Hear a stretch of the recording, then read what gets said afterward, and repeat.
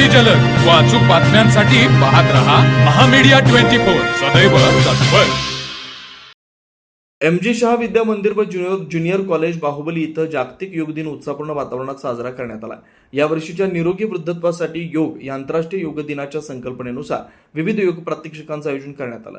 यावेळी प्रशालेची माजी विद्यार्थिनी व योग प्रशिक्षक पूजा माळी यांनी विद्यार्थ्यांना योगाचं महत्त्व सांगत प्रात्यक्षिकांचं मार्गदर्शन केलं।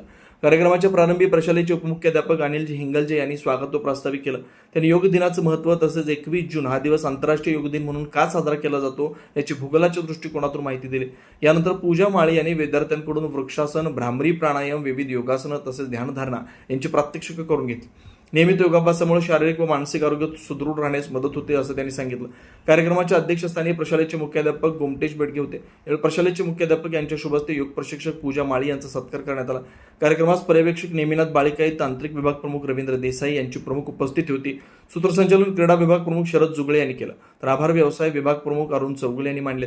कार्यक्रमात शिक्षक, शिक्षकेतर कर्मचारी तसेच विद्यार्थी उपस्थित होते। हातकणंगले प्रतिनिधी रोहन साजने। तर मग चला सबस्क्राईब करायला विसरू नका महामीडिया 24 न्यूज चॅनलला। महामीडिया 24 सदैव तत्पर।